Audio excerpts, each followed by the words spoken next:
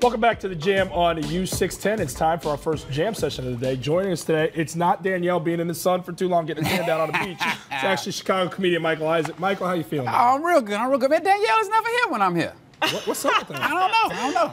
She did say a little something, but I figured, I don't want to be in the middle guy. I don't get in between it. All right, so let's get started. A woman named Katie McClure was on Interstate Highway in Pennsylvania when her car ran out of gas. It's everybody's nightmare. However, it was in an unsafe neighborhood, and a homeless man saw her, told her to get in a car, lock her doors. A short time later, that same guy came back with gas he had purchased with his last $20. She started a GoFundMe campaign for the homeless man to repay him back. It's at nearly $300,000. Wow.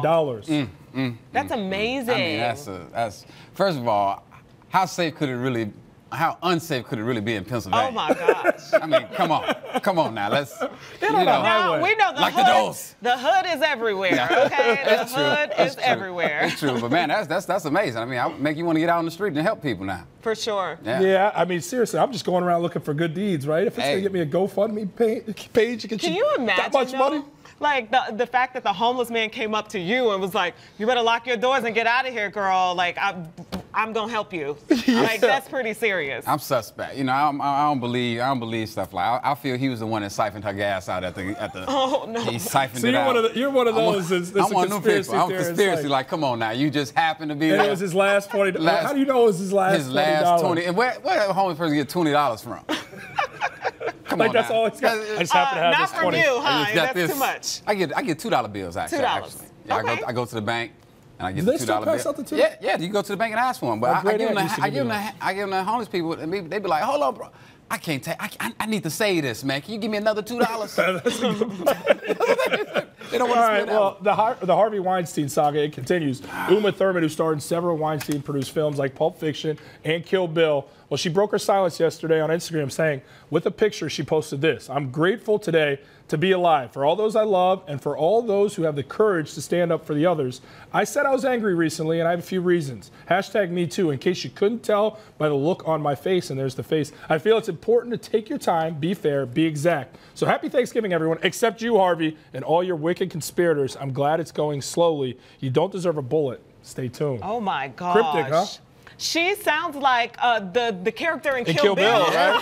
A slow play for revenge. She's like, too. "You don't deserve a bullet." Yeah, you deserve this sword. If she come out with that Kill Bill sword, he in trouble. Well, she said, if you guys remember back, she said, I need to process this first. I'm angry, but when the time comes to speak appropriately on it, I will. Yeah. I think you're starting to see that she's felt like that time has passed.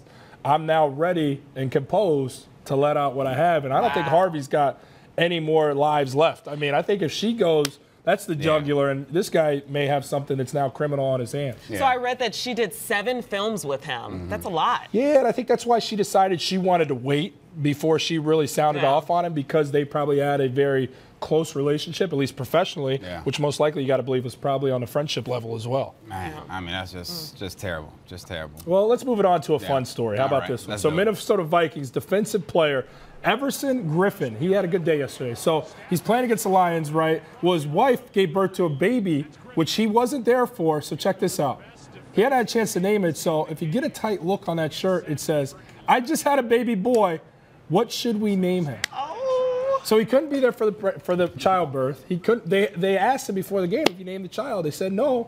So now he's going out and asking people what he should name it after getting a sack in the game. Is there a cooler way to ask for a baby name than that? Yeah, that's so exciting. Okay, what do you think it should be? It's a boy. I was going to say Sack.